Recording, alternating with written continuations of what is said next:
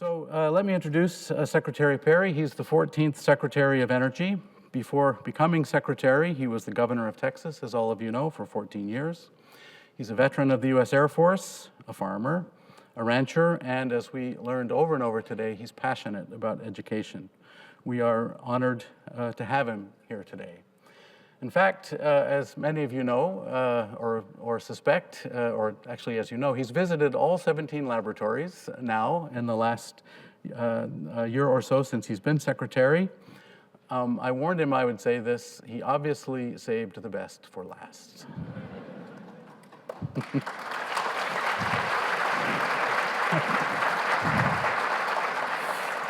It really has been a pleasure. Hang on. The last thing I have to say is, when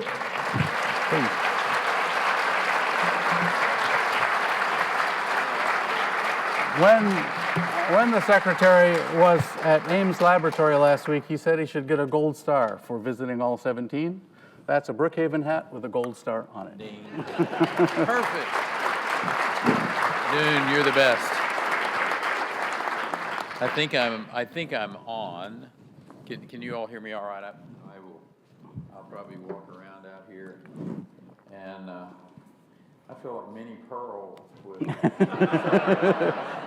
You're giving yourselves up when you laugh, and when I say Minnie Pearl and you laugh, then I know that you're closer to my age. So that's kind of sad that you all are that old. But Doon, thank you. Today was a great day. I do love me some National Labs. And they're just the most incredible, fascinating places across this country. And I think one of my goals, and certainly one of my jobs as the secretary, is to try to edify the country the best I can, to our citizens, where they understand what you all do. And because from time to time, there are people that think, well, government just really doesn't serve me well. They waste my money or whatever, criticism for government they might have. And I think one of my jobs, and I think it's one that I'm pretty passionate about, is to go share with people across the country what is going on in their national labs and why what you're working on is really applicable to them. And so today is a great example of it. And some of you may not have been up quite early enough to watch Maria Bartiromo, but I had the opportunity to go on her program, talk a little bit about what's happening in the energy sector as a whole, and some of the other things that we're working on. And I talked about getting to come out to Brookhaven and to be at this lab and so I prepped her a little bit with some of the things that have happened out here, and talking about the tennis for two, and that video game back literally in I guess the late 50s when that was developed, and those are really kind of shocking things for people. It's kind of, well, our national labs were involved with that, and some of the early work that was done on Parkinson's disease. And connecting a national laboratory with healthcare is a bit of a stretch for a lot of people. And I want to share with you all, and gives me one of my goals in life is to share with people that work at national labs something they didn't know. Because you all do it to me all the time. I find out these things that you all are doing that I didn't know. And I want to share something with you that's going on at the Department of Energy that you all, some of you may be involved with. But Congressman, this is what I shared with you and your colleagues. And by the way, Lee Zeldin's here today, and those of you, he's your congressman and represents his parliament.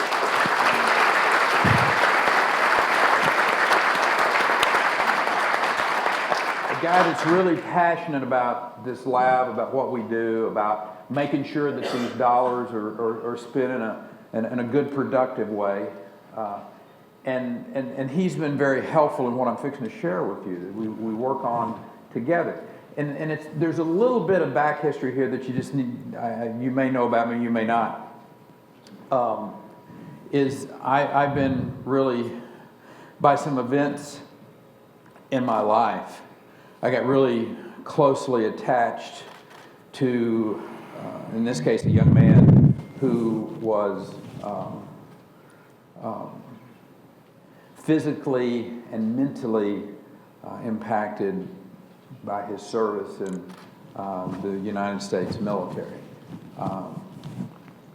And he came and ended up living with my wife and myself when I was the governor of Texas.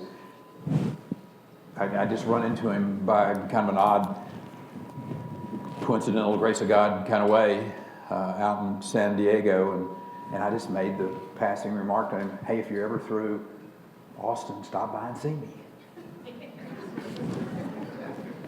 He deployed one more time, and the following May, I got a call while I was at the governor's mansion. The guys down at the guard shed said, hey, there's some young man down here who said if he was ever through Austin, you said to come by and see him. So he came in. I think that was about May. 2.5 years later, he left. But what I found out of that period of time was how our government all too often fails these kids who have had traumatic brain injury, post-traumatic stress, and what have you. So it became a real personal thing. My wife is a nurse, and so helping this young man go through this myriad of challenges that he had, and how I was really frustrated with the way I saw our government dealing with this issue. Anyway, it gave me a very unique perspective. And so, you know, the idea that I'm going to be the Secretary of Energy and it was all not on my radar screen. Let me just leave it at that.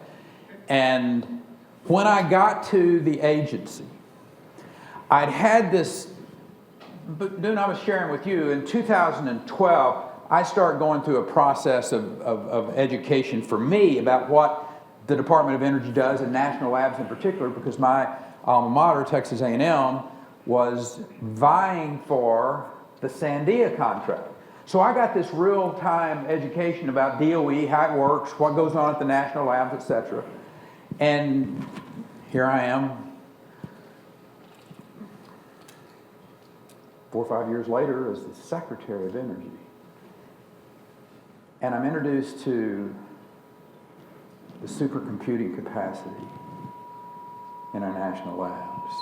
In my visits with Argonne, with Fermi, with Oak Ridge, with other labs that we go through, and University of California, San Francisco, a program in neuroscience. And the light went off for me that we, at the Department of Energy, have a role in brain science, and a substantial role in brain science. And we have now stood up at the Forrestal building, at the headquarters, let's call it a division, for lack of a better term, of artificial intelligence and big data to manage these healthcare issues that we see in this country. And it's not just about veterans. This is obviously, if you're a mom who's got a daughter who plays soccer and's been concussed multiple times. Yeah, it's about the battlefield.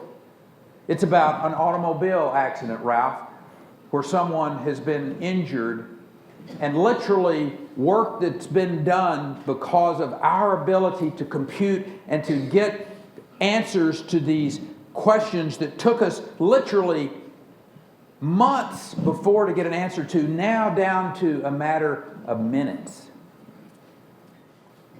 Jeffrey Manley, MD, PhD, University of California, San Francisco, in a program working with the Department of Energy, this artificial intelligence big data program. With one drop of your blood, one drop of an individual who we think may have been concussed, we can definitively know that answer in 10 minutes from drop of blood on a slide in this device that they developed. That's what's called changing people's lives. That's what national labs do. It's one of the reasons I'm so proud to be associated with people like you. Because they used to say that, how many Marines, are there any United States Marines in the, yeah, 75. I think it was Ronald Reagan that said, United States Marines don't wake up in the morning and wonder whether or not they make a difference. I think people that work at national labs have that same understanding. There are people all over the world who woke up today and they looked at themselves in the mirror as they were getting ready to go do whatever they do. And they ask questions, or they thought about, or from time to time they do I really make a difference? Men and women who work in our national labs do. Whether it's work that I've seen here over the course of the last few hours, our work in nuclear materials, and I'll suggest to you, I think we're trying to educate America about why our nuclear work is so important. Why making nuclear cool again, if you will. Getting kids involved in the science and technology and engineering and math so that we have that ready pipeline of young men and women that are going to go into that nuclear engineering program somewhere.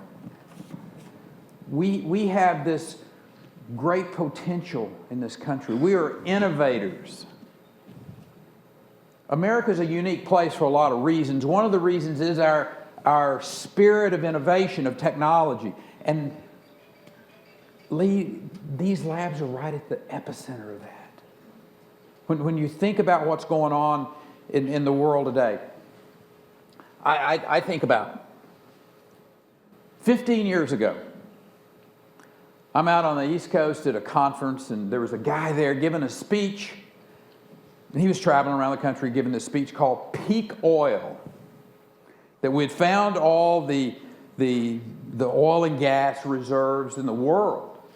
And that here was the decline curve. This was it. This was conventional wisdom said that this was it. There was no more. And he wasn't saying, you need to change over to this, you need to change over to this. He was just saying, this is where we are.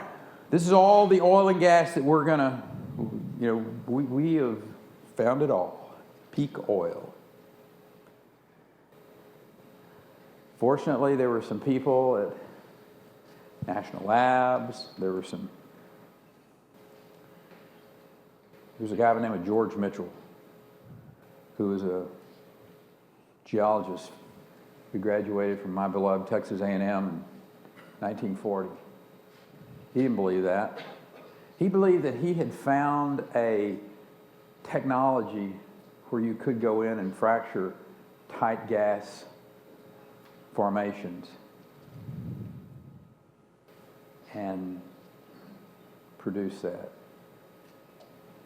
There were people laughed at him and said, no, you can't, and it won't work, and what have you, but he stayed with it. George Mitchell changed the world. Because today, the United States of America is the #1 oil and gas producing country in the world. And 15 years ago, we were dependent upon other countries for that energy.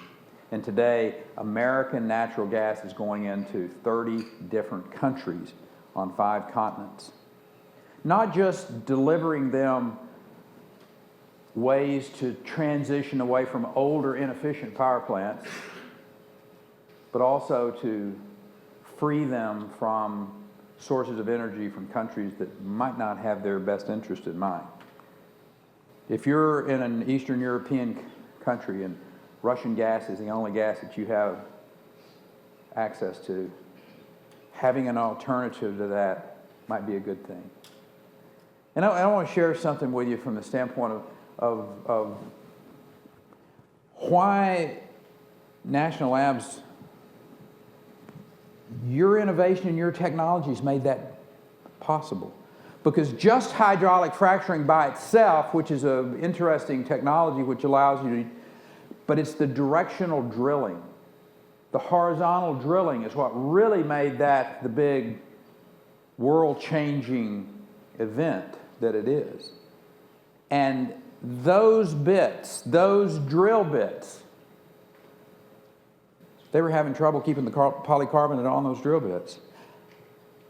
And it was work at a national lab that came up with the adhesive. Yeah, you changed the world. You changed the world in the medical isotopes that are being developed right here at this lab. Every one of you whose family's been affected by cancer, the potential to heal those loved ones may be developed right here at Brookhaven National Lab.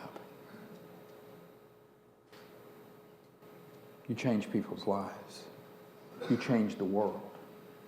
And that's my passion, is to go share this story about what's going on at National Lab. These 17 literal jewels that we have in this country.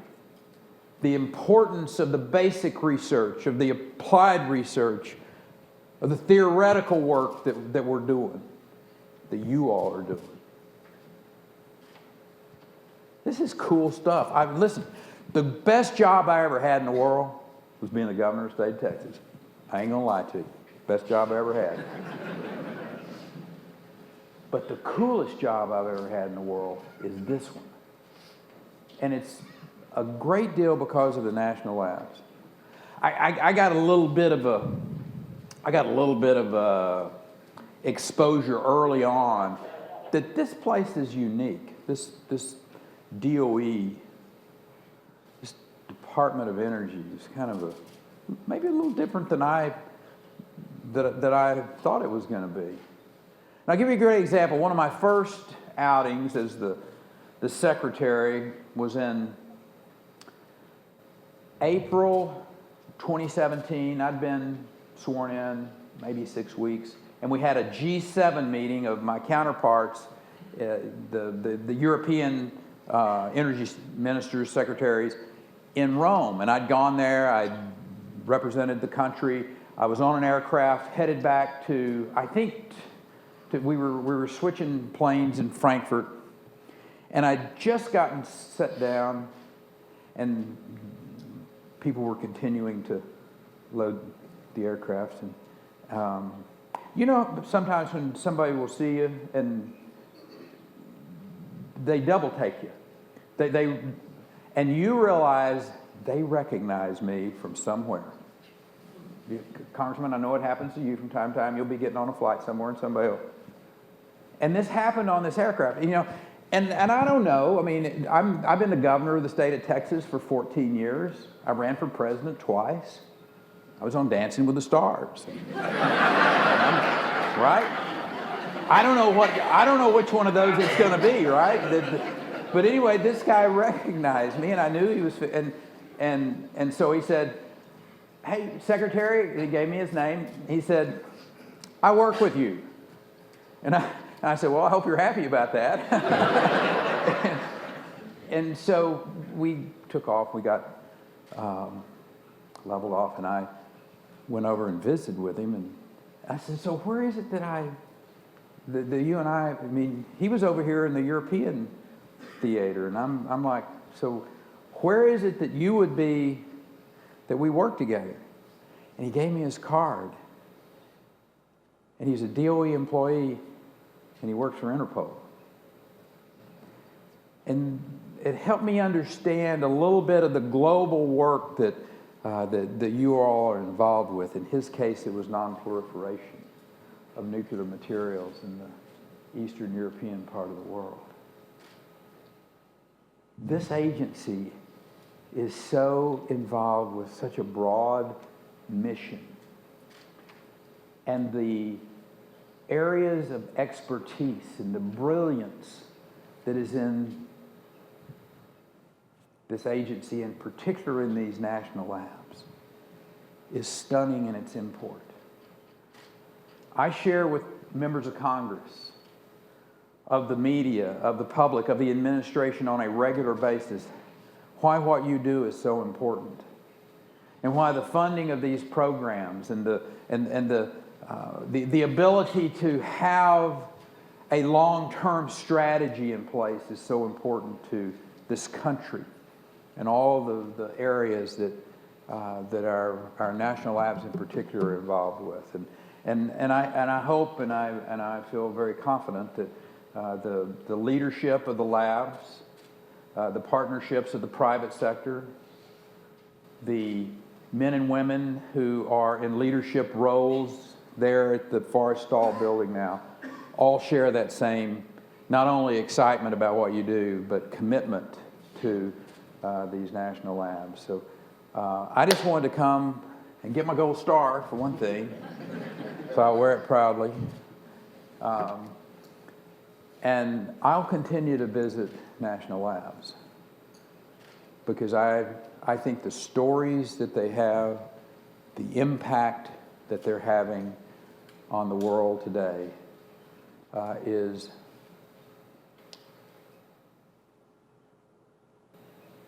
nowhere else in government, nowhere else in the private sector is it any more successful, any more impactful than what you all do. And I am proud to be a part of that, to play a small role, and to continue to go tell this great story of what the Department of Energy does. God bless you, and thank you for that. Now, Dean, come on back up here.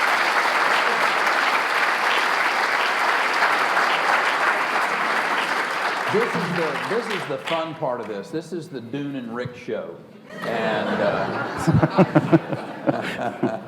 Doon gets to ask some questions, and if they're over my head, then I'll pass them off to one of the brilliant ones out there. So you have some questions that were submitted? I do, and somebody will have to tell me when we're out of time. Okay, perfect. There'll be somebody that does that. They tell me that on a regular basis. It's generally my wife. This is a couple-parter. What will it take to maintain energy leadership here in the United States? You mentioned the huge reserves of oil and gas, but how do we assure the next generation of batteries that they're made here, that a smarter grid happens, that renewables happen here? And it's all of the above. You know, I gave you an example about how conventional wisdom tells us here's what the world is, and here's what, you know, this is. Generally, it's a snapshot in time that someone may take and say, this is it. This is where we are. And time after time after time, we see, because of American innovation, American technology, American know-how, and we're going to get this done, that's not the conventional wisdom.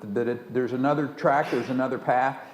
Energy development obviously is one of those. When you think about, and this administration is very much an all of the above approach to it, we do want to make the nuclear energy side of things very viable again. What we're doing in our national labs with small modular reactors, being able to deal with the waste and the issues that are associated with that. I mean, when we think about why nuclear is important and the emissions issue that's out there, I want to share one story with you that I think it's important for me to share. While I was the governor of the state of Texas, we put good tax policies, good regulatory policies, good legal policies, good public school policies into place. And Lee, and what it did, it created an environment where people wanted to come and risk their capital. And this Texas, while I was the governor, was the 12th largest economy in the world. I mean, it's not inconsequential. This is a pretty good sized place that was driving a substantial economy. And we added 7 million people to our populations rolls during that period of time. You know what 7 million people means in Texas. A lot of pickup trucks, right? People get, we're making money, we got jobs, we're gonna go buy a pickup truck, and so you had all this manufacturing growth, and and by the way, they had that massive petrochemical refining capacity along the Gulf Coast in a latitude that's pretty conducive to ozone production. So 7 million pickup trucks, that's a lot of non-point source pollution, right? Yep. All that ozone going up there, manufacturing, all that stuff. So the conventional wisdom that we talked about earlier would say, well, yeah, you created quite an environment for people to come and risk their capital, but you got all this additional non-point source pollution and ozone production, and you had to play hell with your environment. But the fact is, because of some decisions that were made, for instance, they had a program called the Texas Emissions Reduction Program, and TERP was put into place to take older, inefficient fleet engines out of use and replace them with cleaner burning, modern engines. We had the largest wind energy development in America. There's more wind energy produced in the state of Texas than any other state in the nation by a good bit. As a matter of fact, there's only 5 countries that produce more wind energy than the state of Texas. And we transitioned from older, inefficient power plants in a substantial way to cleaner burning natural gas plants. The reason I share that with you is because our nitrogen oxide levels went down by over 60%. Our SOx, sulfur dioxide, went down by over 50%. We had a reduction of almost 20% of total carbon dioxide. The lesson here for the world is you can, with the proper energy policies, and it's in all of the above energy policy that's got to occur. Since 2007, the United States has reduced their emissions by 14%. The message to our friends around the world is, listen, this isn't always about, let's agree to sign on to an accord. Let's have results. And the results for this country are pretty powerful. There's a reason that American liquefied natural gas, replacing those old, inefficient plants in Europe, are really important for the global environment.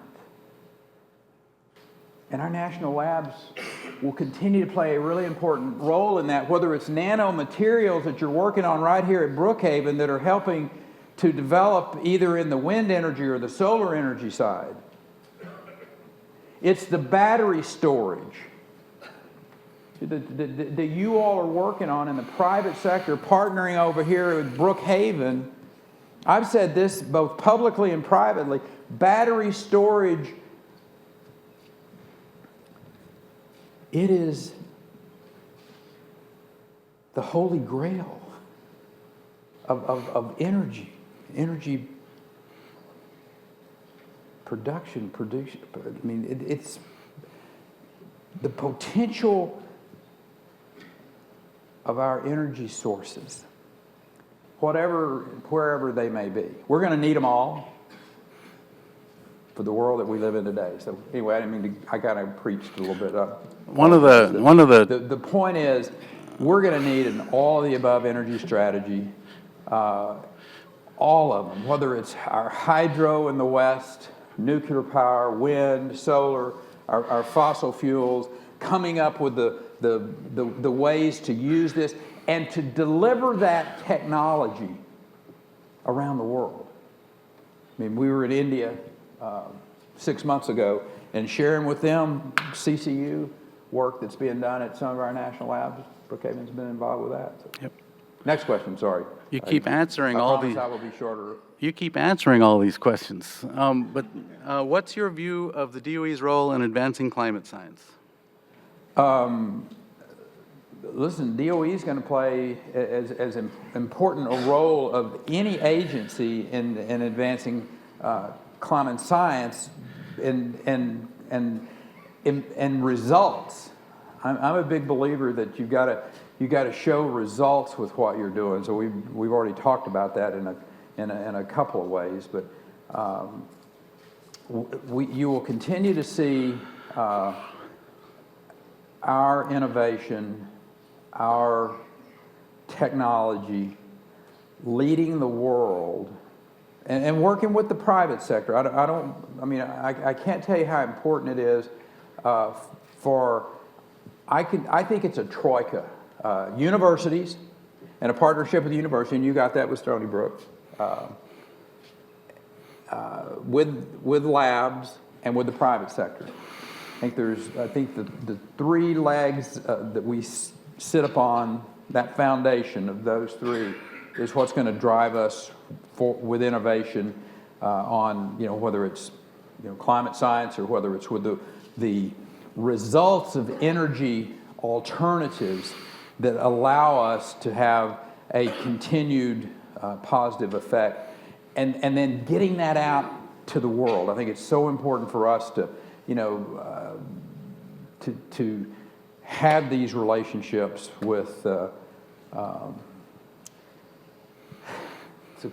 It's a complicated world out there we live in. I mean, it's anyway. Thank you very much.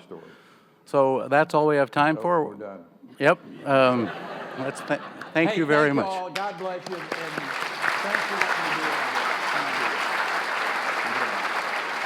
So I'd like to invite Shirley Kendall and Lee Zeldin to come up on the stage, please. This is the 100th year of Camp Upton, as you know. We celebrated that. The 100th year of God Bless America, and also the 70th year of Brookhaven Lab. So first of all, Shirley is going to present a challenge coin. Oh, Challenge. awesome. This is the Brookhaven Veterans Association. That is so cool. Were you an Air Force type? I was an Air Force. I was a pilot. I was in the Air Force, and we appreciate your Hey, service very much. I always, listen, most important person in my world was the crew chief. Thank you. Pilots a dime a dozen. Pilots are easy to find. Hey, hang on just a second. There's an old tradition that if somebody gives you a challenge coin and you don't give them one, then you have to buy beer. So, thank you.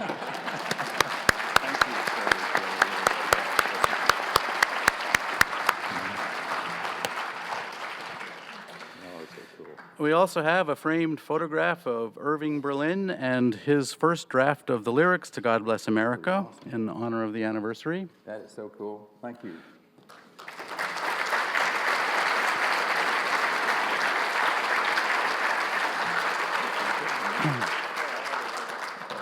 Thank you. We'll send that one to you in the mail. Yes, sir. And then finally, Joseph Lee is going to bravely sing God Bless America. I am? No. No. It's like, you all don't want to hear that. I was telling... He was telling me. I was telling Bid earlier that I have a dear friend who is a country singer, and he played at one of the inaugurals in D.C., and he came up, and so I got on the stage, and he said, "I hope you didn't mind," but he said about halfway through that song we were singing, I had him cut your mic off. So anyway, you didn't want me to sing this, so I'll be over here with you. Cut the mic off. Cut my mic off. I'd just like to say, as an American born and raised in the South, I'm very proud to be singing this song for this occasion. So if you would all please rise with me.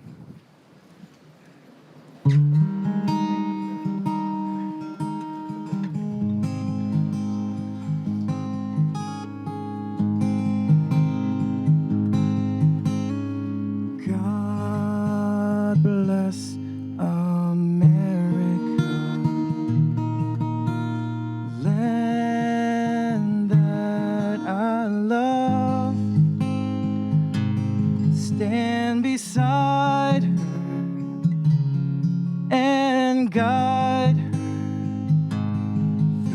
into the night with the light from above, from the mountains to the prairie,